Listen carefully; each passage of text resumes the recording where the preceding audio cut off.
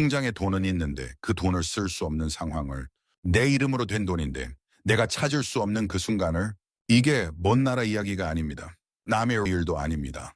지금 이 순간에도 대한민국 어딘가에서 누군가는 이 억울함을 겪고 있습니다. 79세 김수진 씨의 이야기입니다. 평생을 성실하게 사셨습니다. 남편과 사별하신 후 혼자 살면서 조금씩 모아온 8천만 원, 그 돈을 은행에 안전하게 이어두셨죠. 이 돈이면 내 병원비, 내 생활비 다 감당할 수 있어 라고 생각하셨습니다. 그런데 어느 날 아침이었습니다. 갑자기 쓰러지셨습니다. 뇌졸중이었습니다. 다행히 의식은 돌아왔습니다. 하지만 말을 할 수 없는 상태가 되셨습니다. 오른쪽 팔다리도 마비가 왔습니다. 딸이 급히 병원에 도착했습니다. 의사는 즉시 수술이 필요하다고 했습니다. 그 금액이 지금 당장 필요했습니다. 딸은 집으로 달려가 어머니 통장을 찾았습니다. 도장도 가져왔습니다. 어머니가 평소 말씀해 주신 비밀번호도 메모해 왔습니다. 이 정도면 되겠지 하는 마음으로 은행에 갔습니다. 그런데 은행 직원이 말했습니다. 죄송합니다. 이해나 하나와 본인 확인이 안 되면 한 푼도 드릴 수 없습니다. 딸은 애원했습니다. 어머니가 지금 중환자실에 계세요? 안함, 말도 못하세요. 그래도 안 되나요? 직원도 안타까워했습니다. 하지만 고개를 저을 수밖에 없었습니다. 법이 그렇습니다. 그 순간 딸이 느낀 감정을 상상해 보세요. 어머니 돈이 8천만 원이나 있는데 단 1원도 꺼낼 수 없는 그 절망감을. 82세 최영수 씨도 마찬가지였습니다. 평생 직장 생활을 하시며 모은 퇴직금 5만 원, 3년 만기 정기예금에 넣어두셨습니다. 안전하게 보관하자는 생각이었죠. 그런데 1년 뒤 건강검진에서 치매 초기 진단을 받으셨습니다. 처음에는 가벼운 건망증이었습니다. 하지만 증상은 빠르게 악화됐습니다. 아들이 병원비를 마련하려고 통장을 들고 은행에 갔습니다. 비밀번호도 알고 있었고 치매 진단서도 가져갔습니다. 하지만 은행은 말했습니다. 치매 진단이 내려진 순간부터 법적으로 판단 능력이 없는 것으로 봅니다. 가족이라도 돈을 찾을 수 없습니다. A천만 원이 통장에 그대로 있는데 아들은 결국 사채에 가까운 급전을 빌려야 했습니다. 74세 강미숙 씨는 더 안타까운 경우였습니다. 혼자 사시던 분이 집에서 쓰러지셨습니다. 뇌출혈이었습니다. 의식불명 상태로 병원에 실려갔습니다. 딸이 급히 달려왔지만 어머니가 어느 은행을 쓰는지도 몰랐습니다. 통장이 어디 있는지도 비밀번호도 전혀 몰랐습니다. 결국 딸은 몇 주 동안 카드 빚으로 치료비를 감당해야 했습니다. 어머니 통장에 4천만 원이 넘는 돈이 있었는데도 말입니다. 여러분, 이 세 분의 공통점이 무엇일까요? 통장도 있었습니다. 도장도 있었습니다. 자식도 알고 있었습니다. 돈도 충분히요. 개털이 서시합니다. 하지만 단 한 가지 없었습니다. 미리 준비가 없선. 세나노넷이 없었으면 오늘 제가 드리는 이야기는 바로 이것입니다. 여러분이 평생 모은 돈이 정작 필요할 때 여러분을 지킬 수 있도록 하는 방법입니다. 복잡하지 않습니다. 세 가지만 준비하면 대부분 막을 수 있습니다. 지금부터 천천히 하나씩 들려드리겠습니다. 많은 분들이 물으십니다. 왜 내 돈인데 가족도 못 찾나요? 이해가 안 가실 겁니다. 당연합니다. 소유. 하지만 이건 여러분 잘못도, 자녀 잘못도, 은행 잘못도 아닙니다. 제도가 그렇게 만들어진 것입니다. 1993년 8월 12일 대한민국의 금융실명제가 시행되었습니다. 그 전에는 다른 사람 이름으로 통장을 만들 수 있었습니다. 이것 때문에 탈세가 만연했습니다. 정치인들은 검은 돈을 숨겼습니다. 기업들은 세금을 피했습니다. 부정부패가 넘쳐났습니다. 금융실명제는 이 모든 걸 막기 위해 만들어졌습니다. 그리고 하나의 원칙이 확립되었습니다. 통장 주인 본인만 돈을 찾을 수 있다. 투훈한 가출민음.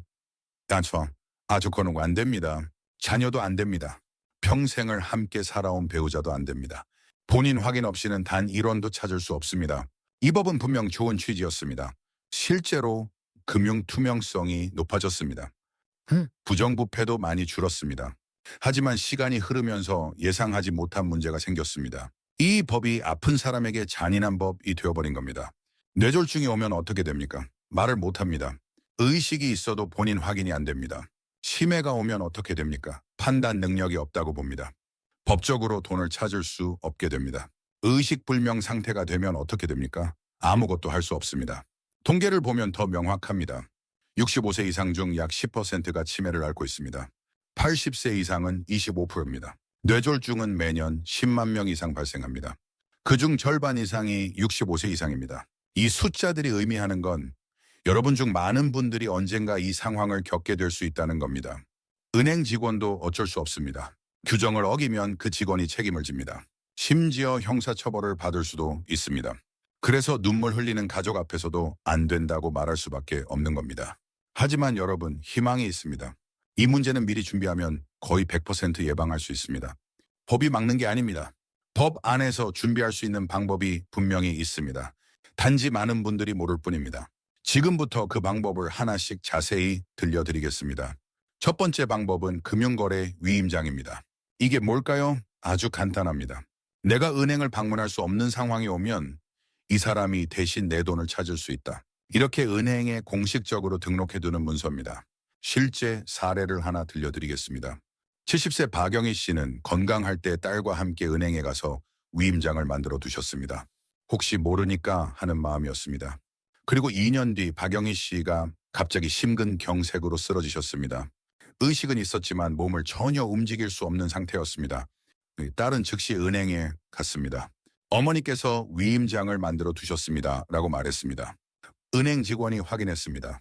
그리고 아무 문제 없이 돈을 찾을 수 있게 해줬습니다. 수술비 1,500만 원을 즉시 마련했고 어머니는 적시에 치료를 받으셨습니다.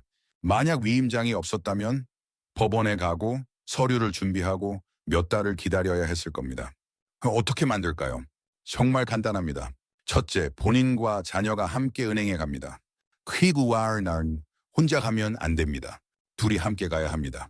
둘째, 창구에서 금융거래 위임장 만들고 싶습니다. 라고 말합니다. 셋째, 직원이 양식을 줍니다. 거기에 이름을 쓰고 도장을 찍습니다. 넷째, 10분이면 끝납니다. 이게 전부입니다. 복잡한 절차가 없습니다. 하지만 꼭 확인해야 할 세 가지가 있습니다. 첫째, 언제까지 효력이 있나요? 기간 제한이 있는지 확인하세요. 1년짜리도 있고 무기한도 있습니다. 둘째, 어떤 계좌까지 사용할 수 있나요? 모든 계좌인지 특정 계좌만인지 확인하세요. 셋째, 얼마까지 찾을 수 있나요? 한도 제한이 있는지 확인하세요. 이 세 가지를 명확히 해야 나중에 문제가 없습니다. 헤이티티아 장점은 무엇일까요? 가장 쉽고 간단합니다. 자녀가 은행에서 바로 돈을 찾을 수 있습니다. 비용도 거의 들지 않습니다. 무료인 경우가 대부분입니다. 하지만 한계도 있습니다. 치매 진단 후에는 효력이 약해질 수 있습니다. 무엇이냐 하면 본인이 정상적인 판단을 할 수 없었다라고 볼 수 있기 때문입니다. 그래서 건강할 때 지금 바로 준비해야 합니다. 여러분 혹시 이런 걱정하시나요? 위임장을 만들면 자식이 내 돈을 함부로 쓰는 거 아닌가? 키브러시, 대부분의 자녀는 그렇지 않습니다. 하지만 만약을 위해 믿을 수 있는 자녀를 선택하세요. 혹은 2명의 자녀를 공동으로 지정해서 서로 견제하게 할 수도 있습니다. 위임장은 언제든 취소하거나 변경할 수 있습니다. 여러분이 원하면 다음날 바로 취소할 수 있습니다. 이게 첫 번째 안전장치입니다. 가장 간단하지만 가장 효과적입니다. 두 번째 방법은 공동명의 계좌입니다. 이건 더 강력합니다. 공동명의 계좌란 무엇일까요? 한 통장에 두 사람의 이름이 함께 적혀 있는 겁니다. 어머니 이름, 딸 이름, 아버지 이름, 아들 이름. 이런 식으로 두 사람이 공동 소유자가 됩니다. 그러면 어떻게 될까요? 둘 중 한 명이 쓰러지거나 의식이 없어도 다른 사람은 아무 제한 없이 돈을 찾을 수 있습니다. 실제 사례를 들려드리겠습니다. 68세 정미자 씨는 딸과 공동명의 계좌를 만들어 두셨습니다. 응급 상황을 대비해서 3천원만 원을 넣어 두셨습니다. 그리고 어느 날 정미자 씨가 갑자기 심장마비로 쓰러지셨습니다. 딸은 즉시 은행에 갔습니다. 어머니와 제 공동명의 계좌에서 돈을 찾겠습니다. 라고 말했습니다. 은행 직원은 확인도 거의 하지 않고 바로 출금해 줬습니다. 드는 5분 만에 해결됐습니다. 그 돈으로 응급수술비를 냈고 어머니는 생명을 구하셨습니다. 만약 공동명의가 아니었다면 법원에 가야 했을 겁니다. 시간이 지체되었을 겁니다. 최악의 경우 수술 시기를 놓쳤을 수도 있습니다. 이게 공동명의 계좌의 힘입니다. 응급 상황에서 가장 즉시 사용할 수 있습니다. 어떻게 만들까요? 본인과 자녀가 함께 은행에 갑니다. 두 사람 모두 신분증과 도장을 가져갑니다. 창구에서 공동명의 계좌 만들고 싶습니다. 라고 말합니다. 직원이 안내해 줍니다만 이해해 줍니다. 양식을 작성하고 초기 입금액을 넣으면 바로 개설됩니다. 하지만 주의해야 할 점이 있습니다. 첫째, 상대방이 마음만 먹으면 내 돈을 다 쓸 수도 있습니다. 공동 소유자는 혼자서도 모든 돈을 찾을 수 있습니다. 따라서 반드시 믿을 수 있는 가족과만 해야 합니다. 둘째, 금액이 매우 크면 세무상 증여로 간주될 수 있습니다. 한 번에 큰 금액을 공동 명의로 옮기면 증여세가 나올 수 있습니다. 셋째, 자녀 여러 명일 경우 가족 간 오해가 생길 수 있습니다. 왜 언니만 공동 명의야? 같은 오해가 생길 수 있습니다. 그래서 가족 회의를 통해 미리 합의하는 게 중요합니다. 적정 금액은 얼마일까요? 모든 돈을 공동 명의로 할 필요는 없습니다. 응급 상황에 필요한 금액만 공동 명의로 하는 게 좋습니다. 병원비 2,300만 원, 간병비 5천만 원, 생활비 6개월치. 이 정도면 충분합니다. 나머지는 본인 명의 통장에 그대로 두세요. 세 번째 방법은 조금 생소할 수 있습니다. 하지만 정말 유용한 제도입니다. 바로 예금자 보호사전지정 제도입니다. 이게 무엇일까요? 은행에 이렇게 미리 등록해 두는 겁니다. 내가 의식이 없거나 사망하면 이 통장은 아들 김철수에게 넘겨주세요. 그러면 나중에 그 상황이 오면 복잡한 상속 절차 없이 지정된 사람이 돈을 받을 수 있습니다. 상속을 경험해 보신 분은 아실 겁니다. 얼마나 복잡한지. 상속인 전원의 동의가 필요합니다. 인감증명서, 가족관계증명서, 상속협의서 서류가 산더미입니다. 자녀들 사이에 의견이 안 맞으면 몇 달, 심지어 몇 년이 걸리기도 합니다. 하지만 사전 지정이 되어 있으면 이 모든 절차를 90% 줄일 수 있습니다. 장점은 무엇일까요? 첫째, 복잡한 상속 절차를 크게 줄여줍니다. 빠르면 12주 안에 돈을 받을 수 있습니다. 둘째, 병원비, 간병비, 장례비 등 위기 상황에 신속히 대응할 수 있습니다. 셋째, 가족 간 갈등을 줄일 수 있습니다.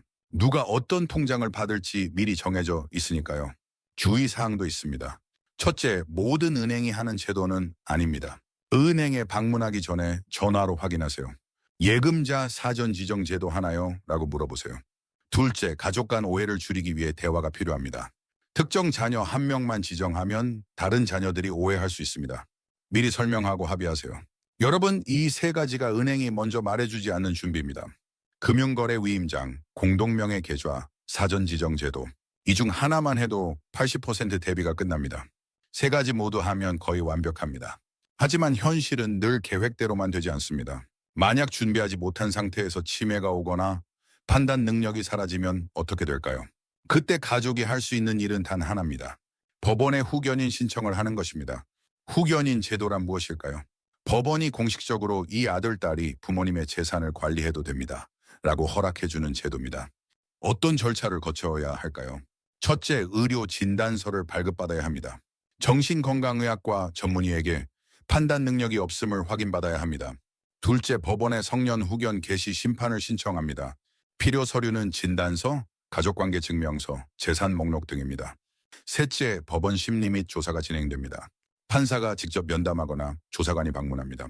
넷째, 후견인 선임 결정이 납니다. 빠르면 23개월, 늦으면 6개월까지 걸립니다. 문제는 무엇일까요? 첫째, 시간이 오래 걸립니다. 급한 병원비가 필요한데 몇 달을 기다려야 합니다. 둘째, 서류가 정말 많습니다. 준비할 게 한두 개가 아닙니다. 셋째, 큰 돈을 쓸 때마다 법원에 보고해야 합니다. 1,000만 원 이상 지출할 때는 법원 허가를 받아야 합니다. 넷째, 1년에 한 번 사용 내역을 제출해야 합니다. 어떻게 썼는지, 재산이 어떻게 변했는지 상세히 보고해야 합니다. 즉 매우 번거롭습니다. 하지만 여러분, 후견인 제도를 나쁘게만 볼 필요는 없습니다. 이 제도는 준비가 늦어졌을 때 가족을 지켜주는 마지막 안전장치입니다. 이것조차 없다면 가족은 아무것도 할 수 없습니다. 다만 결론은 명확합니다. 가능하면 치매 전에 준비해야 합니다. 건강할 때 준비해야 합니다. 지금 이후 준비해야 합니다. 자, 여기까지 들으시고 이런 생각이 드실 겁니다. 알겠어. 네네메이는 중요한 건 알겠는데 그럼 나는 뭘 해야 하지? 지금부터 구체적인 행동 계획을 말씀드리겠습니다. 하나씩 천천히 따라오세요. 가장 먼저 할 일은 가족과 대화하는 겁니다. 자녀에게 이렇게 말해보세요. 요즘 뉴스 보니까 나이 드신 분들이 아파서 돈을 못 쓰는 경우가 많더라.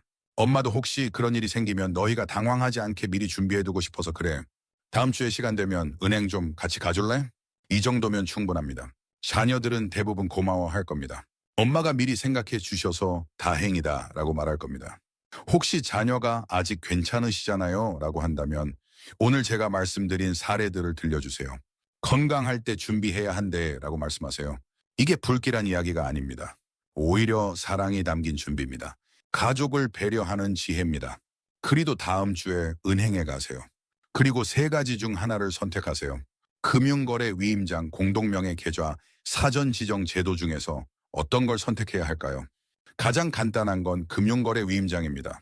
가장 확실한 건 공동명의 계좌입니다. 상속까지 대비하려면 사전 지정 제도입니다.